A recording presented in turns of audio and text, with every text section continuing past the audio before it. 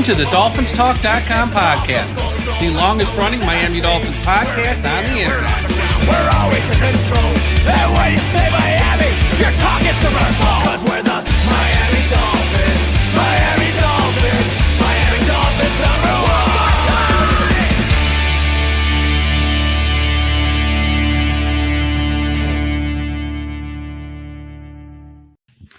Hello, Miami Dolphins fans. How are you today?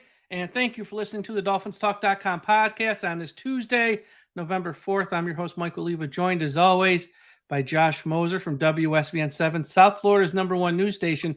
And Josh, let me be the first to say happy early birthday. Thanks, a few man. days away, you're going to be celebrating your birthday here on Friday. Yeah, 11-7. Got to go shoot some dice. Maybe it's lucky, win some money. Who knows? Got to bring our friends on. Maybe Hard Rock Bet one of these times. Yeah, for real. Join Caneswear. We appreciate everybody at Caneswear. And Hard Rock Bet is a sponsor. That we'd really send them some stuff. Yeah, we can talk. Absolutely, we can talk. But what we do around here when someone has a birthday. Oh, there's only one way to celebrate this, and it's not with me because I can't sing, but it's with the great Weird Al. Oh, hey Josh, how you doing? Al here. Listen, I know you're super busy. You got a lot going on. I really hate to bother you, but there's something I've been meaning to tell you, and I'm afraid it just can't wait any longer. Happy birthday to you. Happy birthday to you. Happy birthday, dear Josh.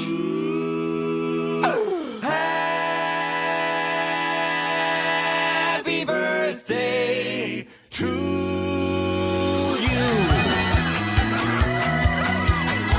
Hey, it's your birthday. Gotta be your birthday. You know what I was told? You look good for being so old. It's your birthday. Oh, yeah. It's Josh's birthday. Hey!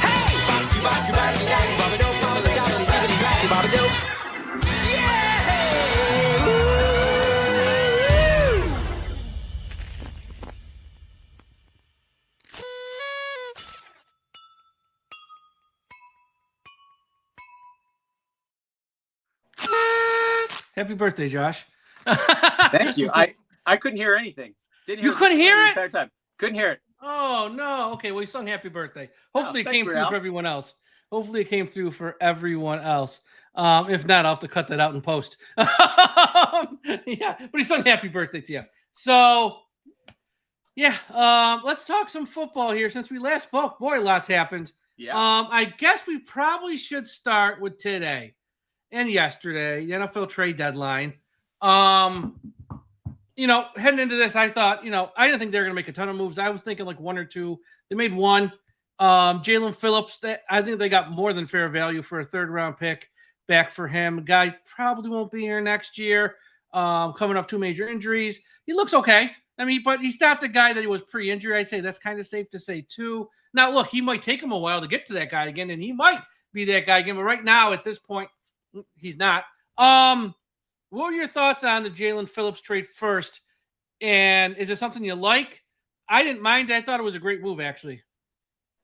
I think with the interim GM, Champ Kelly, this is a value play. A lot of people are making it's a rental for the Eagles. And because the Dolphins are eating most of the salary, I think it's $500,000 that the Eagles are kicking in. But I'm tell Dolphins fans, the door's not closed on Jalen Phillips. You can go back. Yeah, I'm very clear on that. I think he's going to command a lot more money than people think. And I understand you've got the Achilles and the ACL, but he is one of the top 10 pressure guys in the last 4 weeks. So he's really starting to come on. And we've seen he's kind of like a half step, a full step away from making that big play. And we know that, if you made those big plays, you end up with a win. But he's getting closer. But I still think that he could command a $15 million contract next year. Like if he could sign a 1 for a 15, I could see him signing a 2 for a 25. He is an elite pass rusher even after the injuries.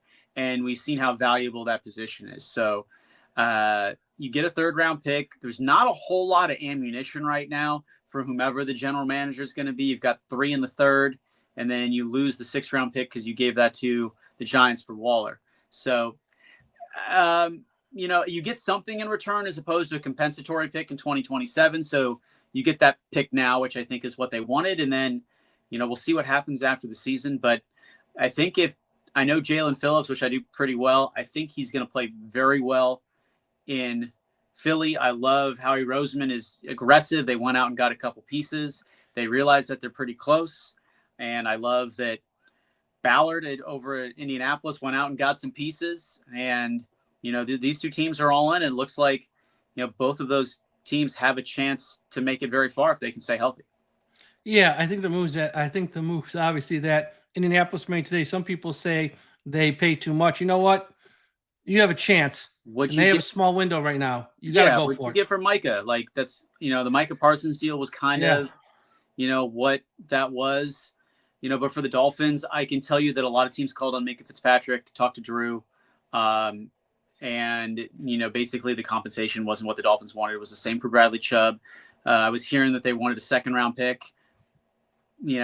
No one was going to offer that, especially with his contract. I know they reworked it this year. He's still under contract for 2 more years, I believe. For who?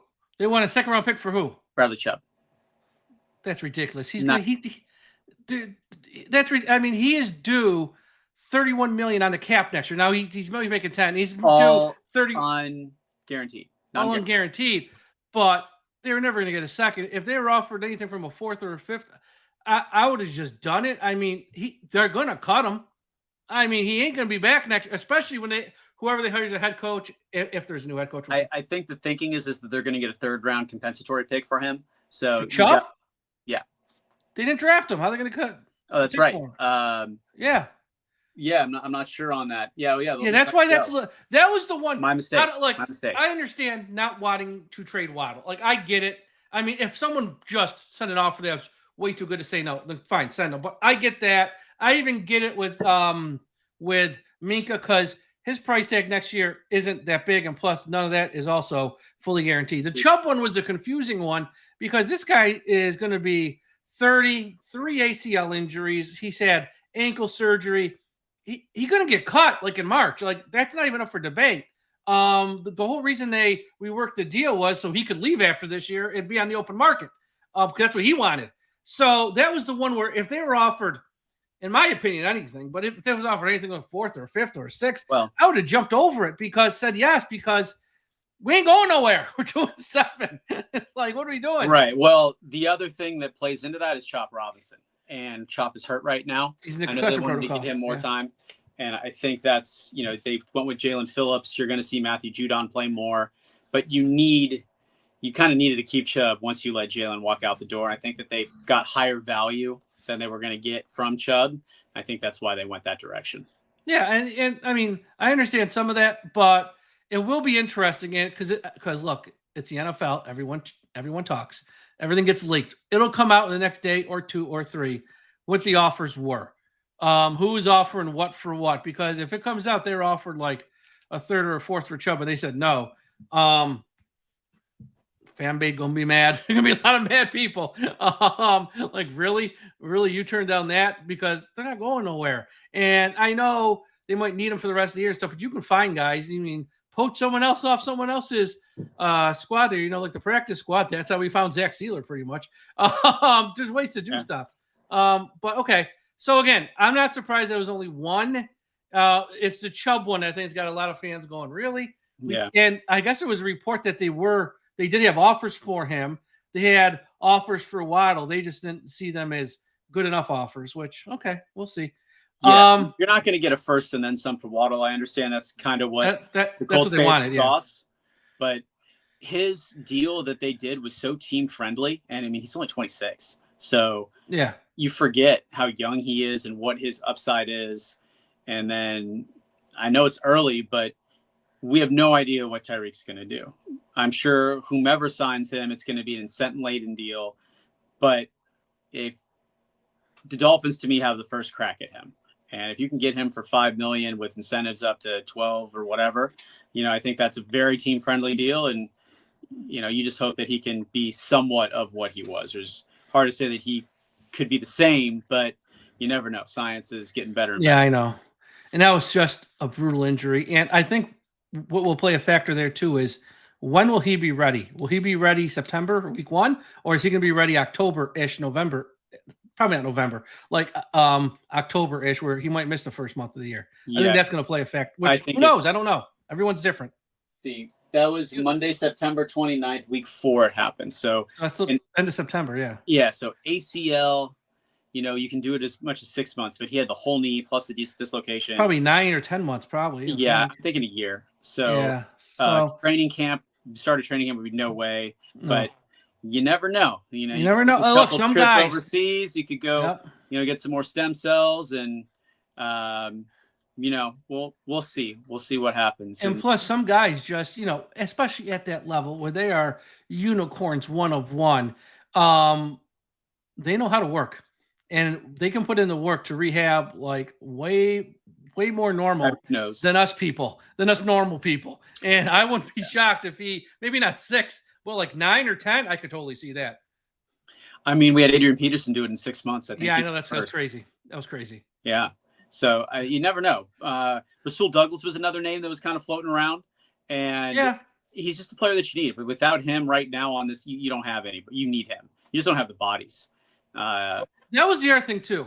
If they would have, say they would have got 6th or 7th round picks for a few of these guys, like Chubb, Rasul, and they said, fine, just go. We're just selling everything off. I know the late round picks, but who cares? Can you truly evaluate Mike McDaniel for the rest of the year? Because you're giving him nothing. Yeah, but at the same time, it's really tough because you're going to bring a new GM in, and it's very difficult to bring in a new general manager and say that, hey, this head coach is staying and you're going to take this job. Oh, we've done this, Josh. We've done this for years in Miami. I'm not saying that Mike McDaniel should not have a fair shake and talk to whomever the GM. I'm with you. But there's something about getting a fresh start. And I think a lot of it has to do with, too, we've kind of talked about this. Who in this building right now is a better coach to make sure that Tua is successful? The answer is Mike McDaniel. There's no one even close to that if you were to get rid of him. So at this point, it's a question of, is Tua going to be your quarterback next year? Now, Kyler Murray is a name that could get interesting with Jacoby Brissett, who was here all of a sudden playing really well in Arizona. To me, he should be the starter the rest of the way there. And that would mean most likely the end of the Kyler Murray era. Because you do a swap for those two. Who knows? There's a lot of things that could be done, but let's just hope that Tua can go out, Tua can play well. But yeah, it's going to be very interesting what this new GM does.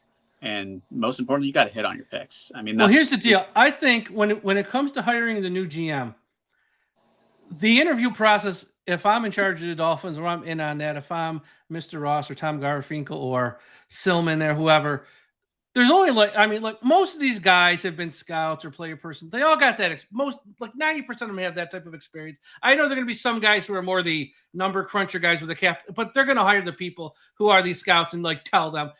There's only 2 questions.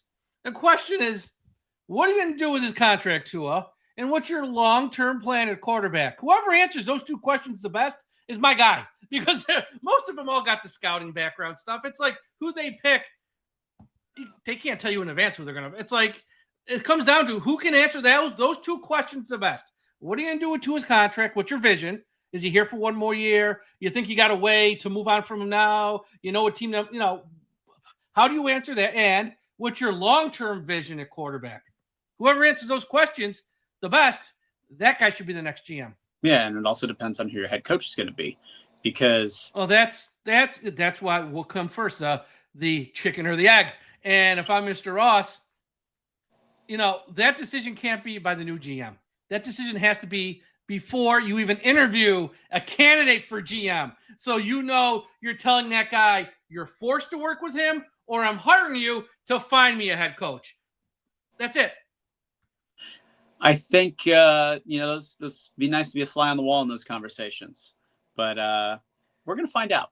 And I think how the rest of the season plays out will be very telling. It will be. And I think, I think we'll know week 18, once that game ends, we'll know like a few hours later or the next morning if he's keeping Mike or not. I don't think that's going to come relatively quick. I don't think you go through a process of interviewing 10 or 12 GMs and say, well, now you evaluate him. The man's been here 4 years. They know who he is. Okay. And by they, I mean Ross, Tom Garfinkel. They either want him or they don't. And they're going to want to pay him or they don't want to pay him, or, to stay or go.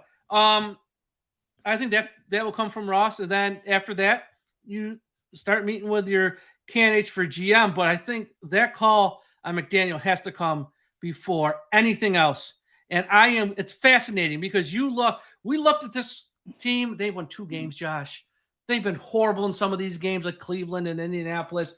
You look at their schedule now, right? You got Washington with Marcus Mariota. You got the Saints, who have pretty much quit, and they're playing that shuck kid at quarterback. Yeah, the Jets have nobody left.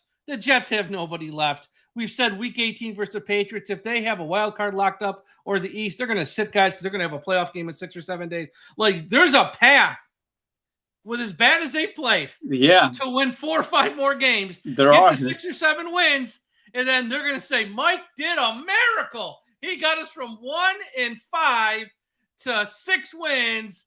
Mike, you're our guy. And all the GM candidates, half of them are going to go, I don't want that job. And then you talk with the other half, and that's where we are. And the scary thing is if you're a fan watching, I want you to lose those games. You look back, tank for Tua. Now it's tank with Tua. But I think this team's going to win a couple games. And the Saints and Jets just seem like, how can you lose them? And almost? The Commanders are lost right now without Jaden Daniels, who we now know isn't going to play with that dislocated elbow. And you're in Spain. That game could go either way. You have no idea what's going to happen with Scary Terry. I know Debo's banged up. So, there is a path, 100%. I could see this team getting to 6 wins, which is scary. We said this last week. We were like laughing. You're like, no way. Like, now there's a path. There's a path. There's a path. And, I just hope that Tua can turn it around. And, it's time to see, what this team can actually do, because there's a lot of players that will not be here next year. And look, I understand roster turnover is 40% in the NFL. It's going to be more this year. It's going to be more here. But it's going to be an interesting path to follow here, the next few weeks. Well, they're going to have 5 picks in the top 100 of the draft as of now. 1 in round 1, 2 in round 2, and 3 in round 3. You got 5 in the top 100. And that's before if they want to like trade down and get some others. So, 5 in the top 100 ain't bad. That's a nice little starting point here for whoever the new GM is. Asking them to hit on all 5 is tough, but you probably got to hit on at least 3 of them. You need a Pro Bowler if you're going to get a top 5 pick, you need a Pro Bowler first rounder. You need a day 1 starter that's better than Joe Naya. Yep. Or Kenneth Grant for that matter. And, your 3rd round pick, I wouldn't be surprised there if they take a quarterback. Because that gives you flexibility next year to take one in round 1 if you have to. Yeah. Look, Quinn Ewers is going to get a shot, probably in the final 2 weeks. And like you said, if the Patriots sit everybody, he might get a look, and you'll have him on the roster next year for nothing. But, the question is, Mateer, Mendoza, you hear these names, are they really the guy? And maybe for the Dolphins fans, Cam Ward is everyone, the easiest comparable because you saw him play in college and you're seeing his struggles here early. So it's always better, in my opinion. I was in Green Bay for a long time, and it was heartbreaking for Aaron Rodgers when they took Jordan Love. But look at how that worked out. You go back an iteration farther. It was they took Aaron Rodgers in the first round when he fell, played behind Brett Favre for a couple of years. So if you can give them time to develop, and I think this is that GM question, part of the plan, that would be my move. And then you can always trade Tua as like a bridge quarterback in the middle of the season, or something of that nature where you can split up that salary so you don't get hit with a $70 million in dead cap space. Yeah. It's going to be interesting. Now, Josh, I'm so embarrassed. 1 second. We have someone at the door. Hold on.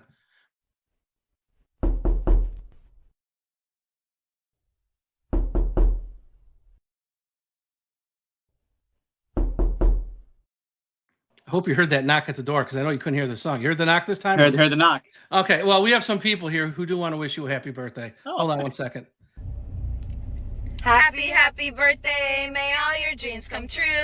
Happy birthday from Lisa and Amy to you. We love you, Josh. Hey Josh, Tom from here at Dolphins Talk. Here to wish you a very happy birthday.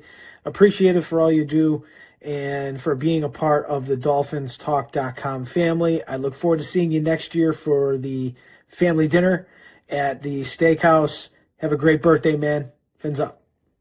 Josh Moser, what's happening, my friend? I wanted to stop by and wish you a very happy birthday.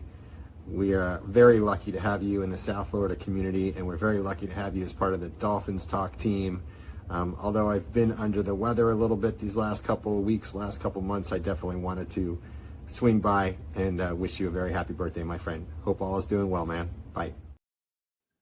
How about that? Yeah, the squad right there. That's the squad right there. We got Appreciate some good people everybody. there. Yeah. Yeah. Want to wish Thanks, you a happy everybody, early for- birthday. Yeah.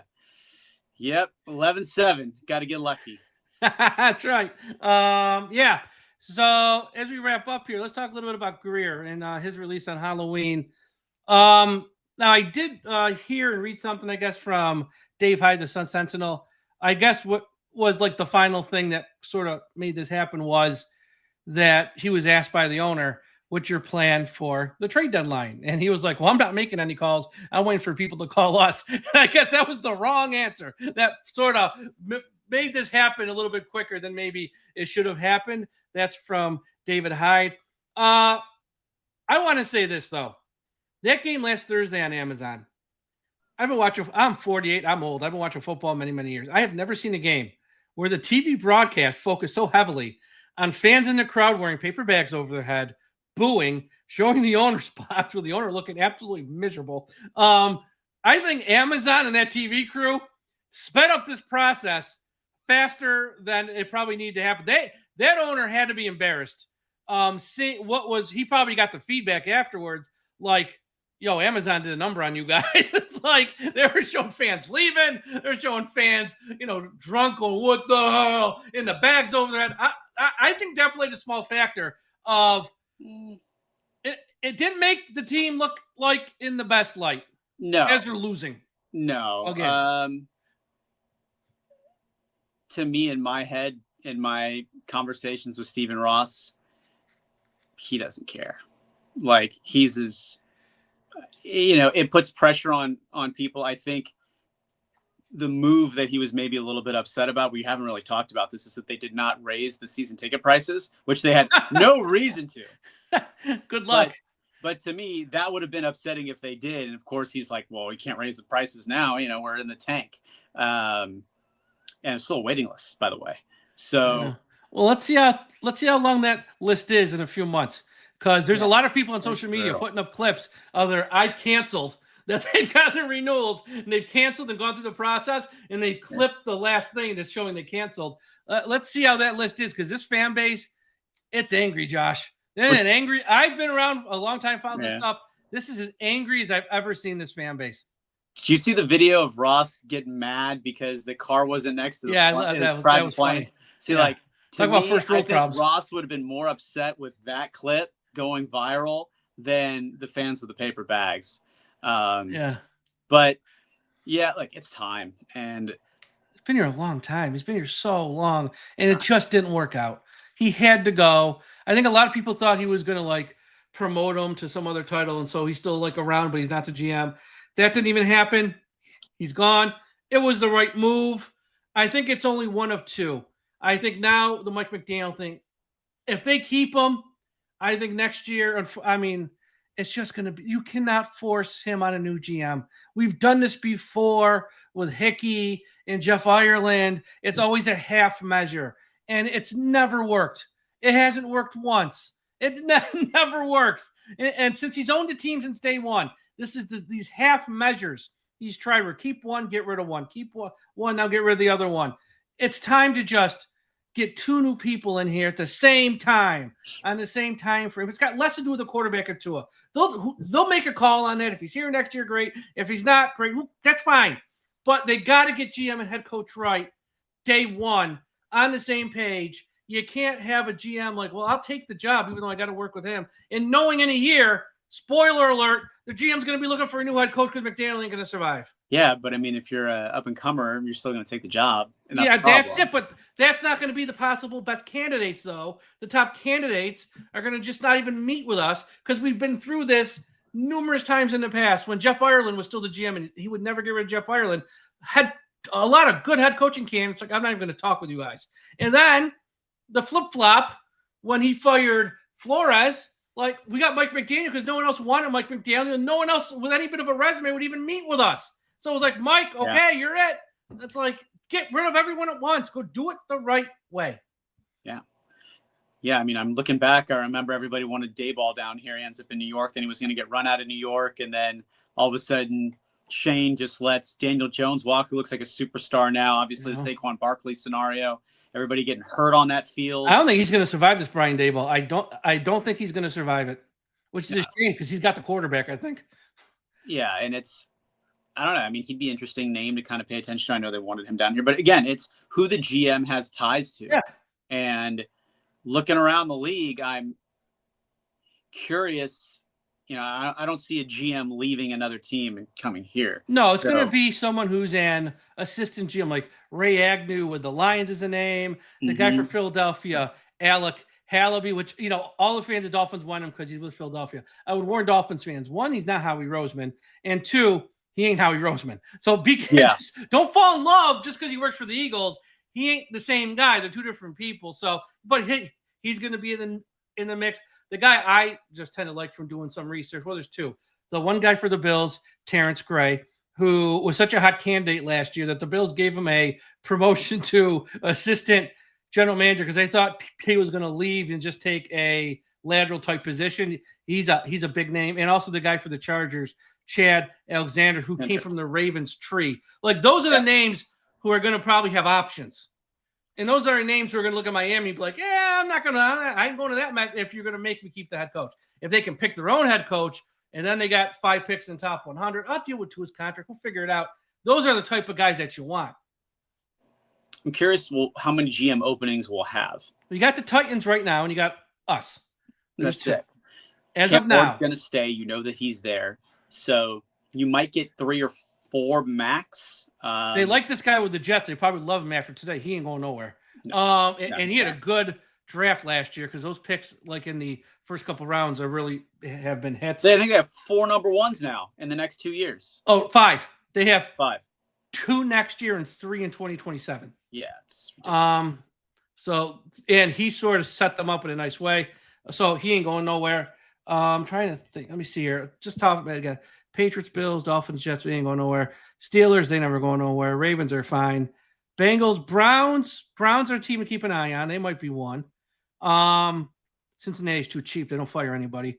Indianapolis is fine. Jacksonville's fine. Houston, Tennessee we mentioned. So Tennessee, Browns, Miami, Broncos, Chargers.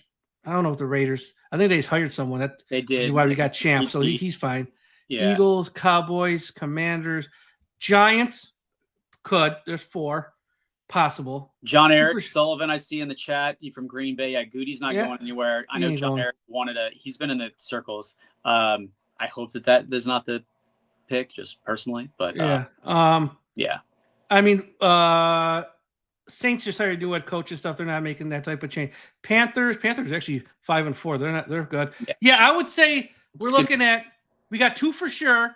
I think Giants and Browns are possible. Those are 4. Maybe a 5th, but maybe like Arizona.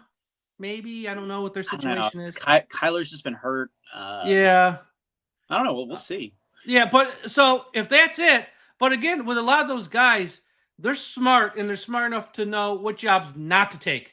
Like if I would, because most guys only get one shot at this. And it's like I'm not gonna waste my first chance and my first impression in a bad spot. So I'll wait because Tennessee is probably your most intriguing of the spots if I'm a candidate. Because you got the quarterback in place, even though he might not be great, but he's already there. And you have a brand new stadium. And you have a market with a lot of upside. And you could get a lot of leeway from that ownership. But yeah.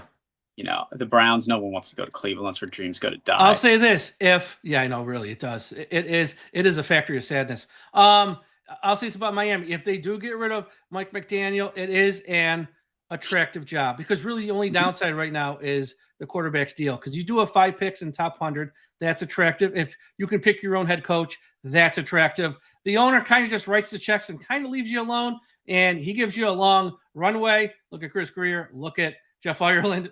He gives you a long runway. So it does make it a somewhat attractive job, but if he keeps Mike McDaniel, then this becomes not a good job at all. I mean, it could be a situation, you move Mike to OC, and I think that's where he would really excel. And, but I think that's going to be a decision for the new head coach, whomever that is. But I think as long as Tua is there, Mike McDaniel gives you the best shot at success. You can talk Cliff Kingsbury. You can throw out, I hate to say Steve Sarkisian? Yeah, no, Steve's not going to take that job. I mean, he would be a head coach. I don't think he'd be an OC. Lincoln Riley. No. Talking about head coaching guys. Yeah. Lincoln Riley from USC might be somebody that could come in as an OC. I think he's going to get canned at USC. Could. Yeah. I don't know. The options. But if they, I know someone brought up. Make it to the bye week, and we're already talking about the season. No, I mean, again, here's what's going to be interesting. They had a home game this week against the Bills, who look like they're clicking on all cylinders. If this is a 42-10 game, 42-6 game, and the fan base is first off, I think it's going to be Orchard Park South. They're going to have a ton of Bills fans there. Oh, I don't think you'll see a lot of Dolphins fans there. But this is another ugly. I know you say he doesn't care. If it's another ugly home showing with fans walking out, paper bags booing, enough of those in a row. I don't care how much you don't care. It does send a message that your consumer's not happy. Yeah. I don't know. This could be a situation where Josh Allen sits the entire fourth quarter. Oh, for sure. I think so. Yeah, but all right. So that's all. Look, we barely spoke about the game because who cares, honestly? They're not going to win. They never beat Buffalo. You think So they're you're going to win now? saying there's a chance? They're not going to win. I haven't even looked at the spread yet. Do you know what it is? I'm going to check right now. Let me 14? It's got to be close. It's a home game for Miami. That's I bet 3. you it's around 10. Let me check. I'm guessing Okay. 10 and a half. I'm going to have an answer for you in 2 seconds as I go to the nifty website here. Everybody watching, 3 points is all. It is 9.5. I'm close. Okay. Miami plus 9.5 at home. Over under 49.5. Miami's plus 350 on the money line. I'd probably lay 9.5. Yeah. I mean, look, outside of Justin Fields and Kirk Cousins, we haven't beaten a good quarterback. God. You have a happy birthday. You like that? No, I will. Yeah, you like that. You like that? You like that. And I love it too. There was talk this week because Washington, where the guy got hurt there, they might trade for Kirk Cousins. I'm like, did they watch the Miami game? Why would you want to possibly trade for Kirk Cousins? Yeah. And then look at Atlanta this week. They almost won at New England. They look like a totally different team. Drake London, 3 touchdowns. Michael Penix is playing well. It's like, yeah, if we would have got that team, we still have 1 win. Happy birthday, Josh. Happy early birthday. Yes. Thank you all. Enjoy it on Friday. Thanks for calling everybody and getting them rounded up here. Absolutely. Figure let's have some fun with this here. Yeah. As we talk about this team. But yeah, I still think there's an avenue to get to 6 wins, which is crazy when we think about it. And, where's the draft this year? Is it Pittsburgh 2026 NFL draft? Let's see. It's got it right here. Yeah, it's in Pittsburgh. April 23rd through the 25th. It's in Pittsburgh, PA. Thursday night. Yeah. All right. We're an ABC station. You might be there live. You might be there live. We got a top 10 pick. Yeah. If it's a Mendoza, top 5 pick, I think you have to be there live.